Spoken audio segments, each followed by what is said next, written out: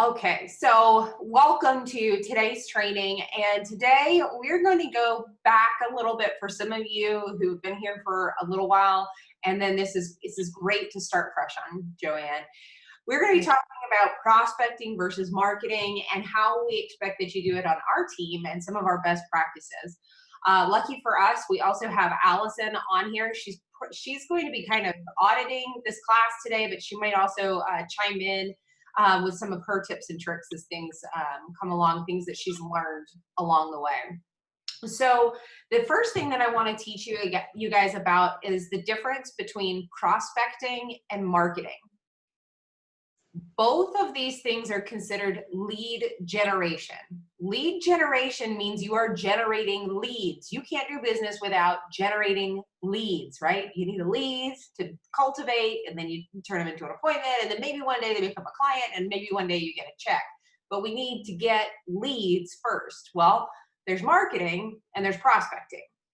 If you look in the book, MREA, Millionaire Real Estate Agent, marketing is proactive, but you are receiving the leads. Prospecting is proactive and you're going out and generating them. So would a billboard be prospecting or marketing? Pull yourselves off mute unless you get like a bunch of noise.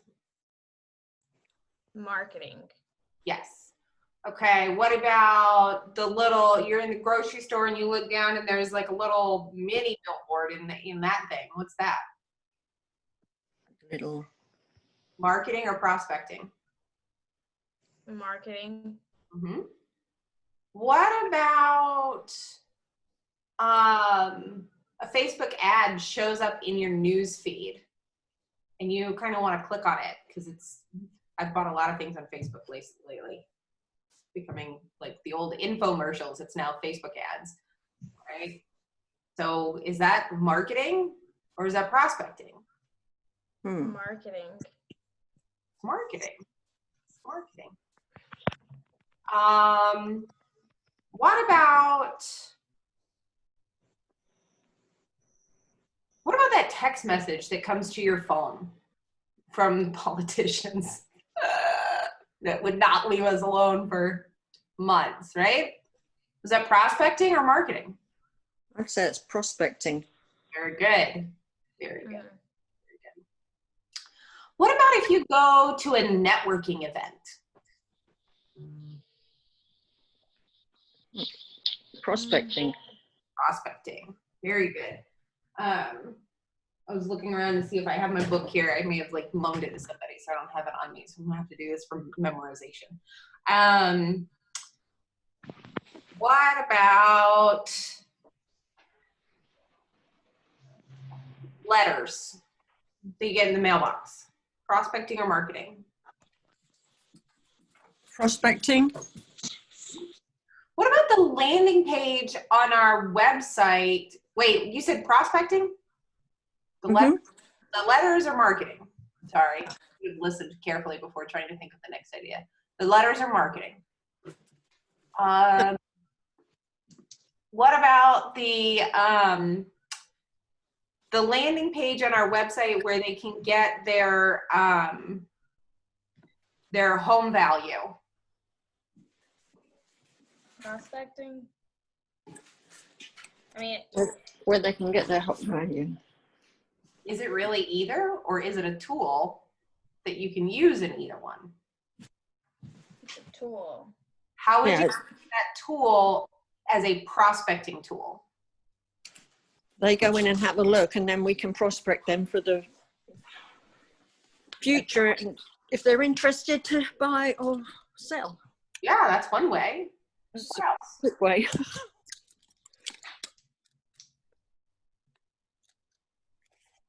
Allie, could you text a friend and say, hey, if you have a chance, will you try this out for me? We've got a new home value tool. Would that be prospecting since you reached out? Yeah. I think just reaching out in general, just you personally doing anything general is prospecting. Yes. Marketing is when you're not having to personally reach out to somebody. What if you guys teach at a market center that is, say, in Greenville? I've done that a couple of times. I have good relationships at Greenville. Is that prospecting or marketing?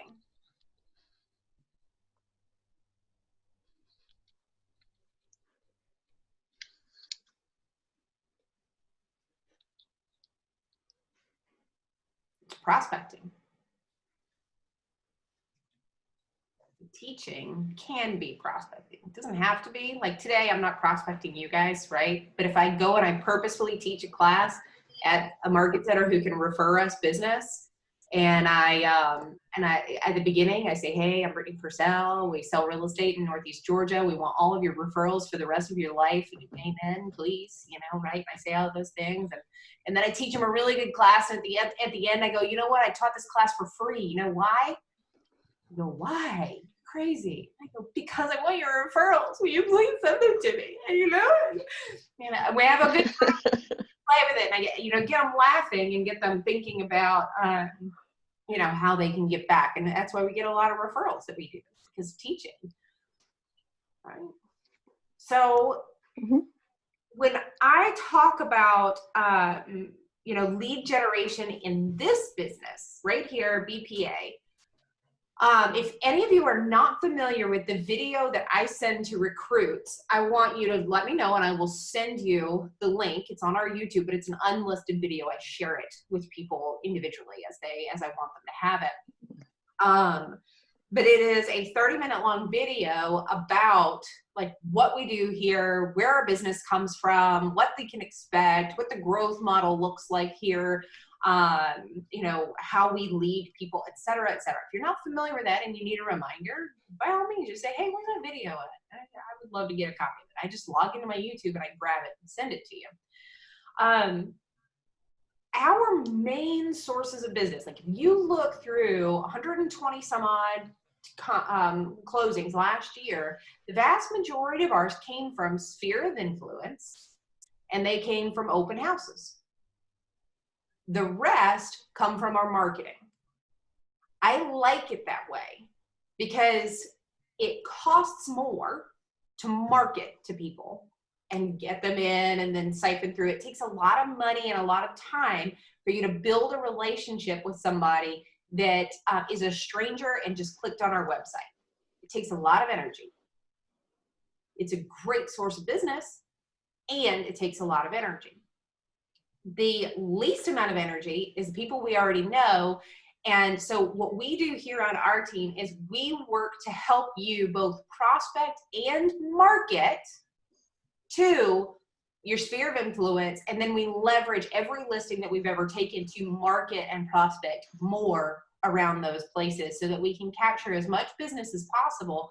But also our goal is when people get our marketing, when they finally get a piece of our marketing, and it shows up in their paid ads, like they get something, shows up in their social media. They participate in one of the coloring contest, guys. Was that prospecting or marketing?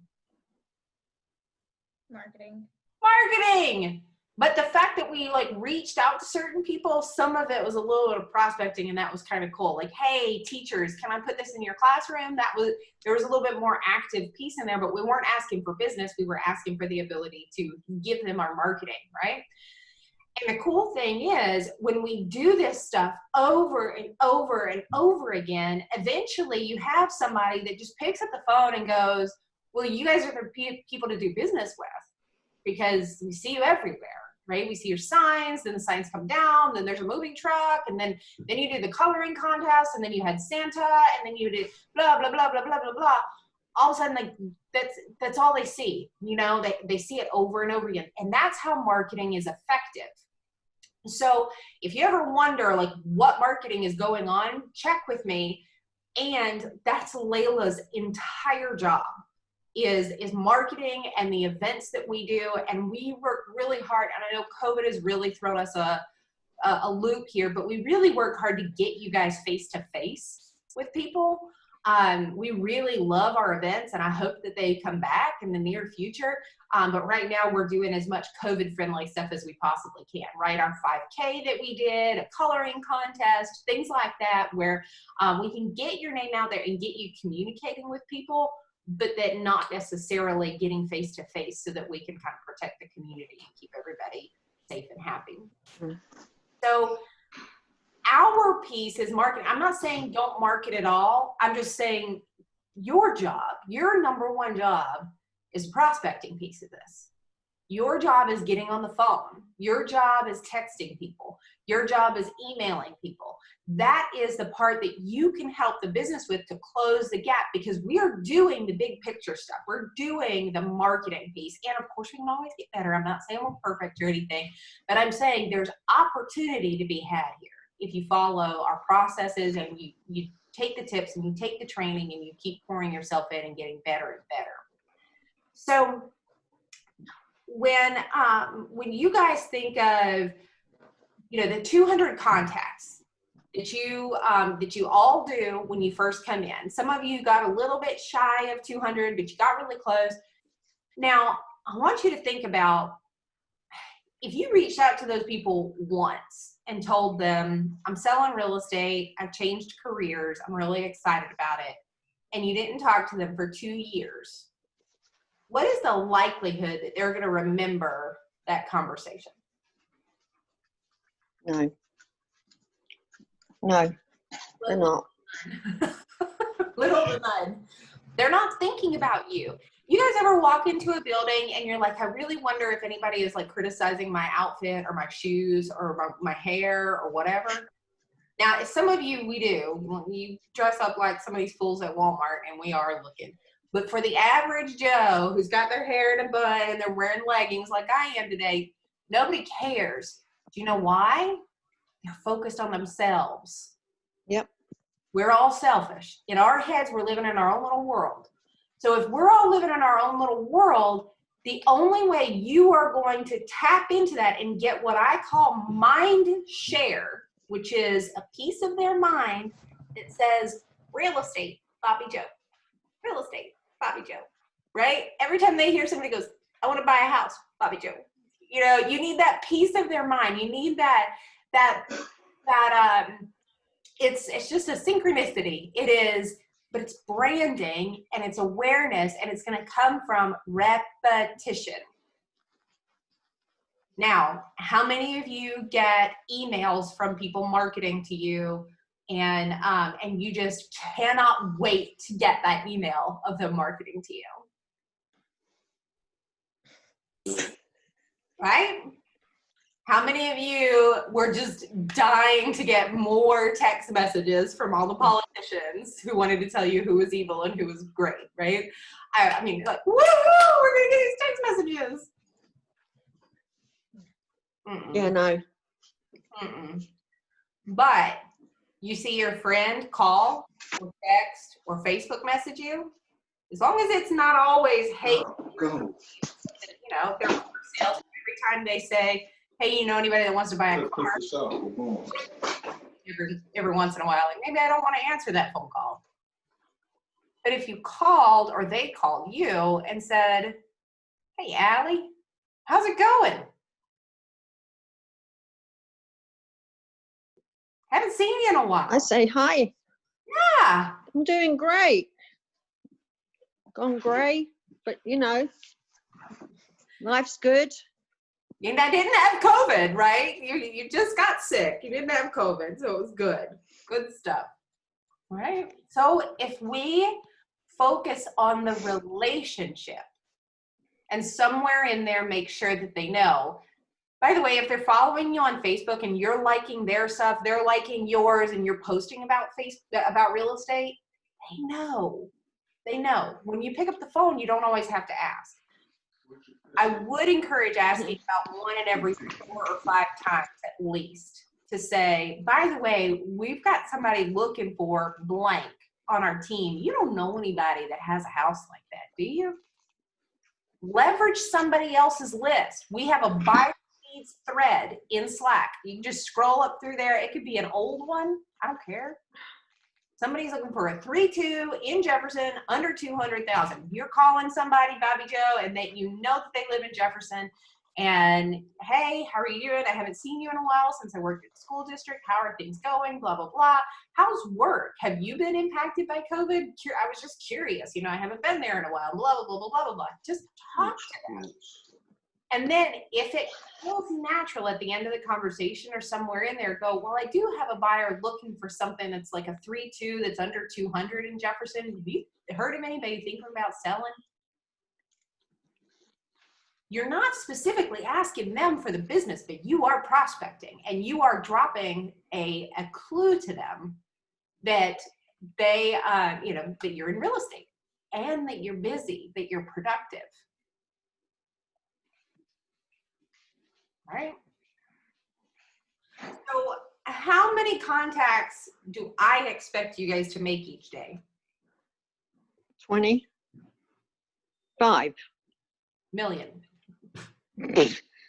25 million.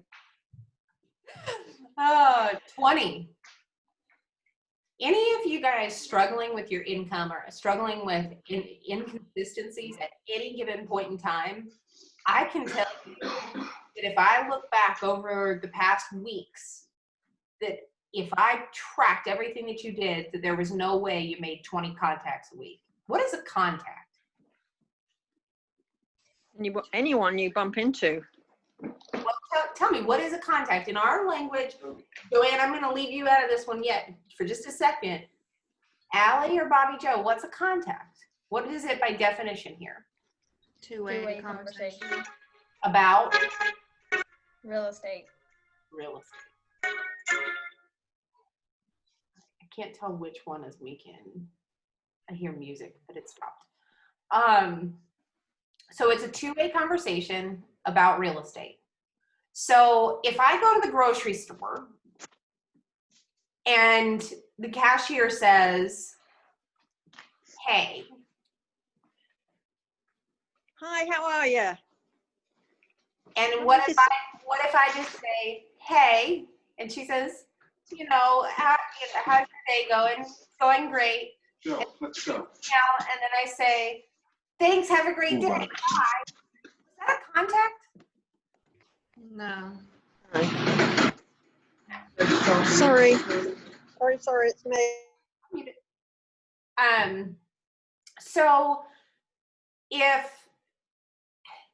if you just have a two-way conversation with somebody, that's not enough. If I talk to Allison later today, that's not a two-way contact, unless, which I lead generate for talent, right, for our team, unless I go, hey, Allison, who else do you know besides so-and-so that's thinking about getting into real estate and has asked you questions about it? Now I've switched into a lead generation conversation, right? I've switched. So if you guys are making 100 two-way conversations a week, you will not struggle with your income. I promise. I promise.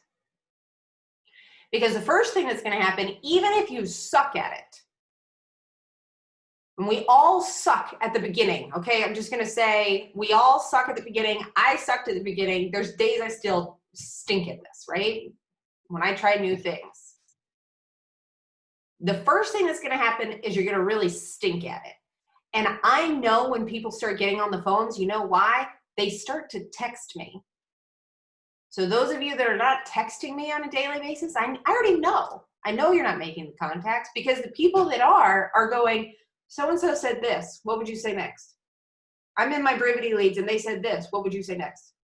Da, da, da, da, da, da, da, da, da, right? And I'm getting text messages all day long from the people who are prospecting. They're annoying the crap out of me. I know talent because they're annoying the crap out of me. That's what Gary Keller taught me, is talent will annoy the heck out of you. Why? Because they're pushing as hard as you are for their goals. So I have to ask you guys, I'm not going to put anybody on the spot here because I know, and we're at the beginning of a year, so there's no shame. This is a reset moment, okay?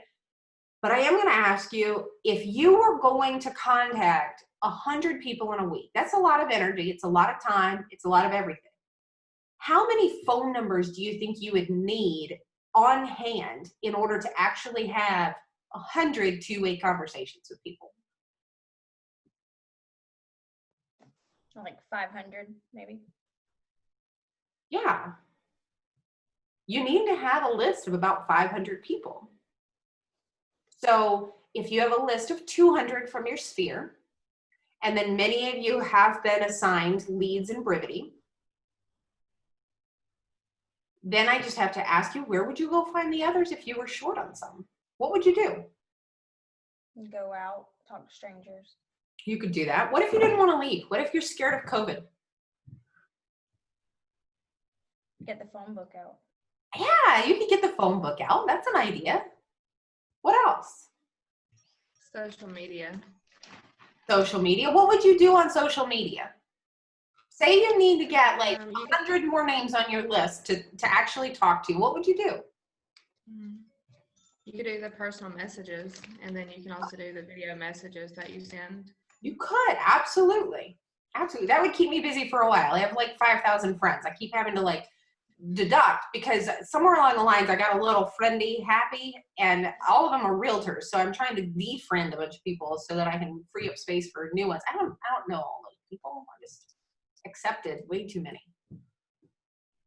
What else? What's another creative idea? Have any of you ever gone on Zillow, looked at the for sale by owner section? Like you search homes in Athens, but you select only for sale by owner. Have you guys ever thought about calling them and seeing where they're moving to, and if you could represent them as a buyer, since the commission doesn't come out of their pocket?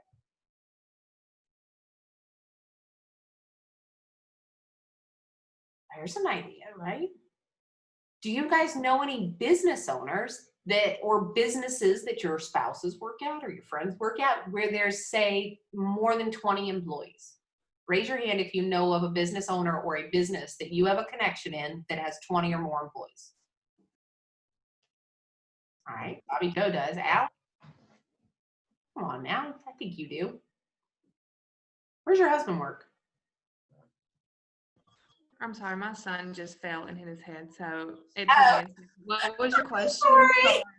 That was that big boom if you didn't hear it. No, I have ADD, so if you have my attention, it's locked in. But if you don't have my attention, good luck. Yeah. He just, yeah. Mm-hmm. Yeah, okay. Yeah.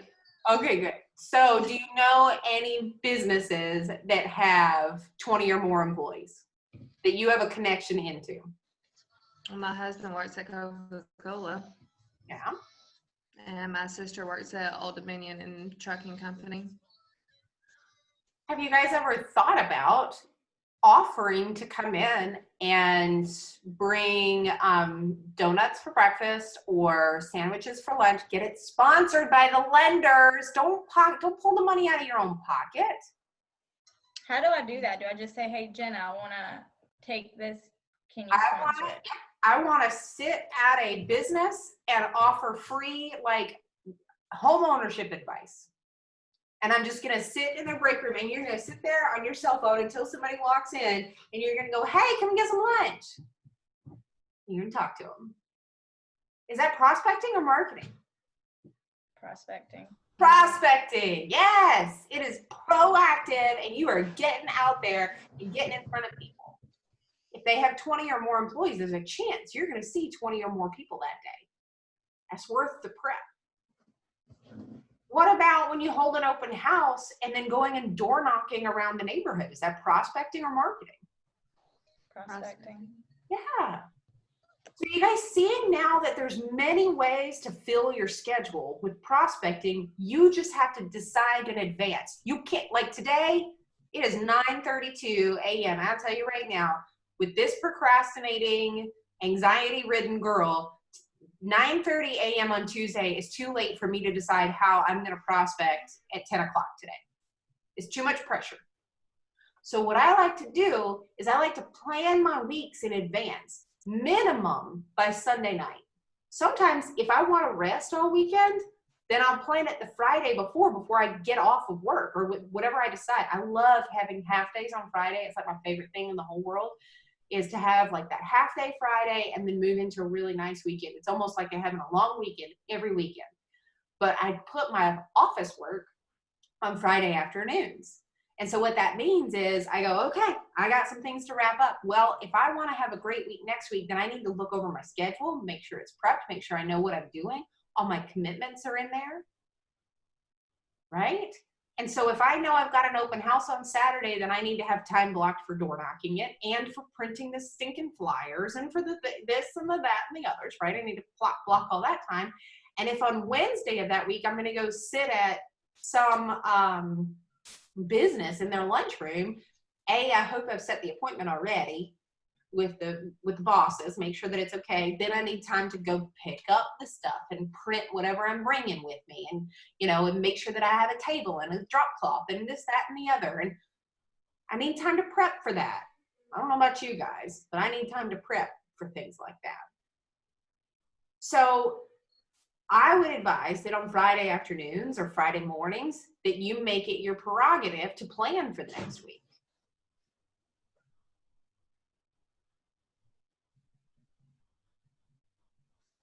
I want to talk to you now. I want to switch gears a little bit. I want to talk to you about how you operate on a day-to-day basis. Now, if you asked me how many people I talked to yesterday and I didn't write it down anywhere, I'm likely going to be like 22. But if I actually go through my phone and look how many people I talked to, it's probably like 5. I don't know. Our brains over-exaggerate. And our brains want us to be right, and they want us to look good so bad. That's our ego. Our ego is like, don't screw this up. Don't look bad in front of everybody. You need to look good, okay? So if you really want to make a difference in your life, it's time to start tracking. I had a conversation with my daughter. She wants to be healthy. That is her goal right now, is to be healthy and strong. And she is curious about like calories and how they work and exercise and this, that, and the other. So we had a conversation around it. And I said, Savannah, the thing is not like, did you eat a salad or didn't you eat a salad? That's not the habit that makes people great and healthy and things like that, or changes the way that things are working right now. The thing that truly changes things for people is the habit of tracking. Tracking puts awareness on things. Tracking allows you to see that, that thing that you were about to eat has more calories than you really thought it did. You thought it was just a little snack, but it's actually pretty calorie dense. And okay, well, I guess I'm going to need to pick something else, right? Or you think that you've been doing everything that you need to do at work, and then all of a sudden you start tracking it and you realize, none of your contacts did you even ask for business or a referral. Well, okay, well, I talked to 25 people yesterday, but I only asked for business from 4. No wonder I'm short on business right now. So it's time to start tracking. If you're not already, we have a tool. We borrow it from Bold. And it's a 20 contact sheet. I'm going to talk to you guys about it because it was my favorite.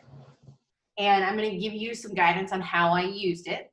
And you are welcome to adopt this. This is also not like a mandated form. I'm going to make sure you'll know that if you need it tracked differently, talk to me. Let me see what you're tracking with, and I'll tell you whether it's going to work or not. But this right here is what I used for years, lead generating in production. What I did is I would print out a bunch of them. As you see, I've printed it out here, and I'm happy to leave this on somebody's desk because I did this just as an example today. I think I printed out 20, and I have a binder clip here. I would keep this with my stuff that I lead generated with. And I'm going to try to center it here. It's got my name on it, and it could say, okay, like say I start tomorrow, it's going to say Thursday. And as I make my contacts, now this top section up here is where you make tally marks. And it starts by saying tithing. That's where you're giving your money. Then you start paying taxes with every contact you make. And then you get into your living expenses, and then business expenses, and then fun. I never used that part. I always, I would go down and I'd say, okay, I talked to This was a follow-up, and I talked to Bobby Joe, and I put in my little notes. It's got a spot where it says, did you ask for the appointment? Did you get the appointment? Did you ask for a referral? Did you get a referral? The biggest difference between people that receive a lot of referrals and people who don't is that they ask. It's so simple. It's crazy. They just go, hey, who do you know? Do you know anybody else that I can help? If you hear of somebody that I can help you, let me know about it, right? People don't know what you want unless you ask for it. So what I would do is, okay, so let's say I started on Thursday. I would hopefully fill this out. And at the end, it would say, okay, total appointments made, or total contacts, total appointments made, and I can make any other notes. Now, if there's somebody on there that I really need to follow up with tomorrow, I'm probably going to highlight it, you know, or put a star next to it, but I'm not throwing away the piece of paper. I'm just going to move it to the back of the stack. The other thing that I used to do is, as I was getting started during the day, rather than writing them down as I went, if I knew who I needed to reach out to, I went ahead and listed them here. Okay, I need to talk to Susie. I need to talk to John. I need to talk to so-and-so. I need to talk, you know, and I had all my ideas. I would actually list them on here and then go through and call them and mark them off as contacts. That's another idea. And one of the cool things that my coach had me do at the time is, because we have a little bit of sphere and a little bit of outside, and I really didn't like to prospect outside the business. I only wanted to talk to my friends.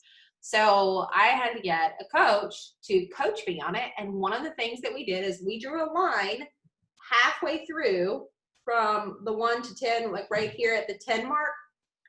And the first 10 had to be strangers. My reward for talking to 10 strangers was that I could then talk to 10 of my friends. Sphere, right? My sphere of influence.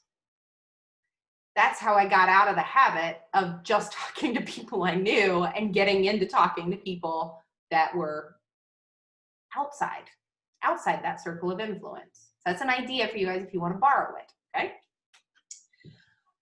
And then I would just take this with you, either take it with you or leave it on your desk where you know you're going to prospect. If you have a physical place where you're going to prospect, take this, leave it there. Or if you have a binder that you carry around, just shove it in there when you're done. Then you can prospect from anywhere. Those of you who are very digitally savvy, you can do these things digitally. I ended up doing things very digitally later on. This, though, is a great starting point to get you into the habit and get you making your contacts, and you could use this for the rest of your career and be happy. The only thing is, I want to make sure you know, if you get a contact and you have their contact information, their phone number, their email, anything, you need to get them in Brivity and on some kind of marketing. Because like I said, you talk to somebody once and you don't talk to them again for 2 years, how much of that mind share do you have? Any?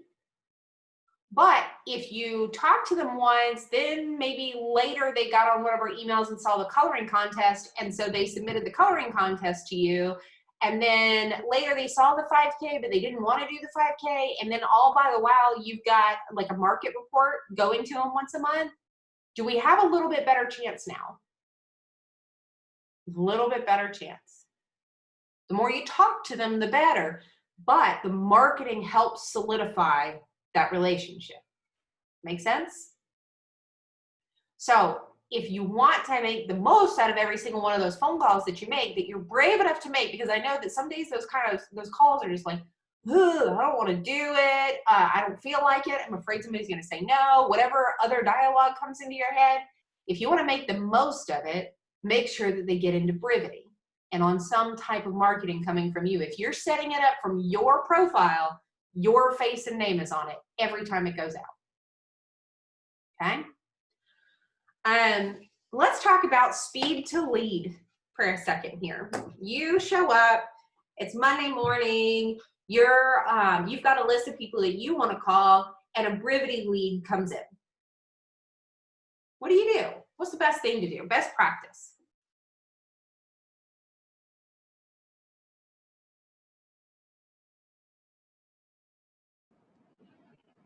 take that Brivity call. Okay. What if it like just texted you, they registered? Reach out to them. Excellent. Excellent. How quickly?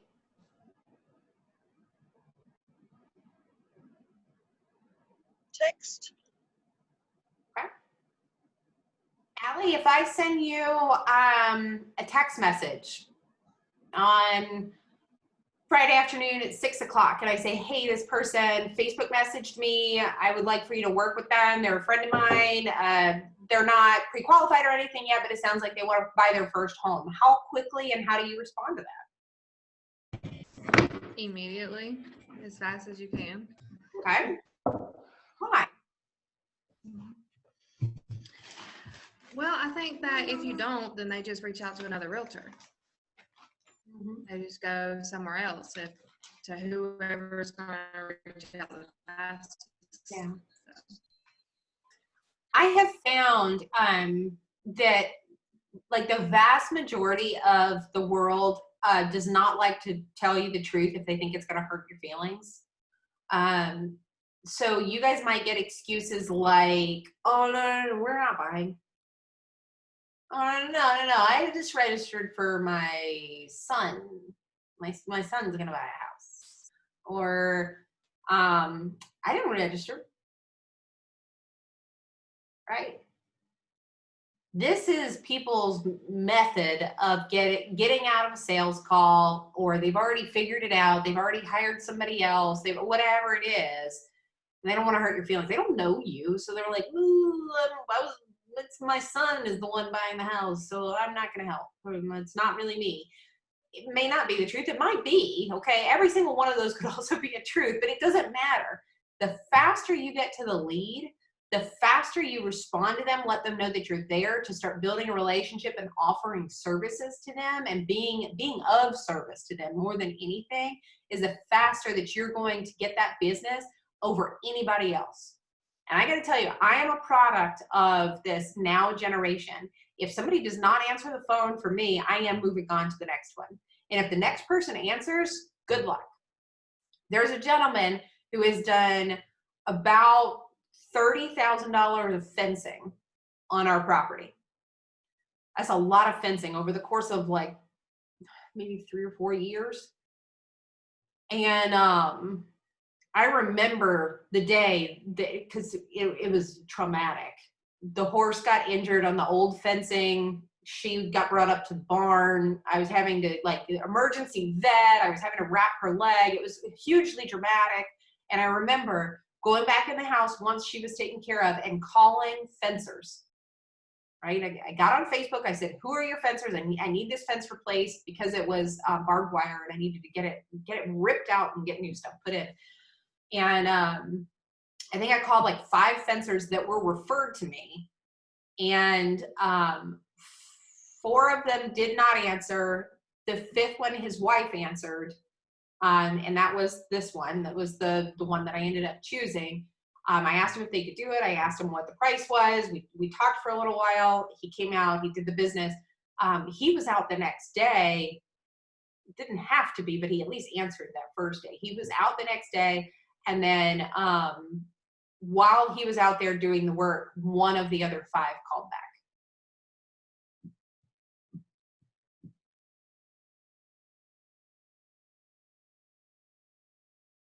I remember it vividly because I was so upset. My horse, I had just brought her home and she was like everything to me, and she just got hurt on old fencing. And I was like, I'm not having this. Nobody's getting hurt on this fence. Pull it out, rip it out, and replace it, right? And I needed it, and I needed it then. Put yourself in the shoes of a buyer who their perfect house just came on the market. Perfect for them. It's all their dreams. They see it on our Facebook or our website, and they pick up the phone and call, or they message online on Brivity for a showing request. And nobody responds to them within 15 minutes. If I'm that excited, you have maybe 15 minutes to call me, right? I'm afraid it's going to get snatched up. So if you don't answer, I'm going to go post on Facebook and say, you know, who knows a realtor who can help me write an offer and get in this house? You have to call them back quickly. And I'm telling you the stories because the way I speak is in stories. And yet there is research proven time and time again. Harvard has actually done the studies to show your speed to following up with the lead and then your number of times contacting them is where the conversion comes from. By simply responding to a lead after 5 minutes, your conversion rate drastically drops.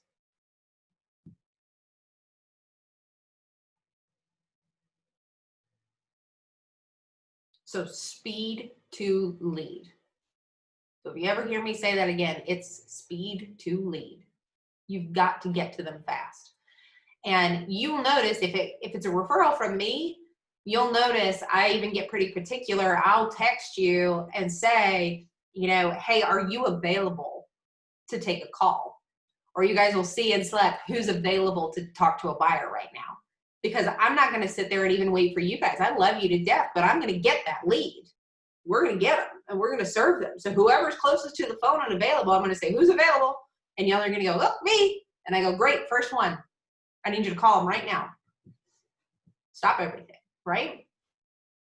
90% of the time it's because I can't stop, but I can text. And I want you guys, somebody to get that business, because otherwise you're not going to get it, right? So, all right. We've talked about a lot today. We've talked about like the difference between prospecting and marketing. We've talked about what I expect out of prospecting marketing. This is really still an overview. This is not like what to say and how to say it even. This is just get on the phones and get to them fast and then put them in Brivity and get them on the other things. And I haven't even shown you, you know, Joanne, you don't know how to do that yet. So it's okay. We're going to get there. And I'll also be sending you some videos to watch through Brivity that help you learn what to do and how to add them there and all that good stuff. What questions do you have for me right now?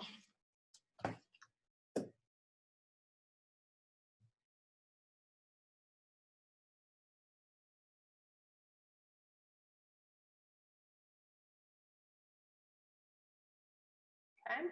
I'm going to stop the recording.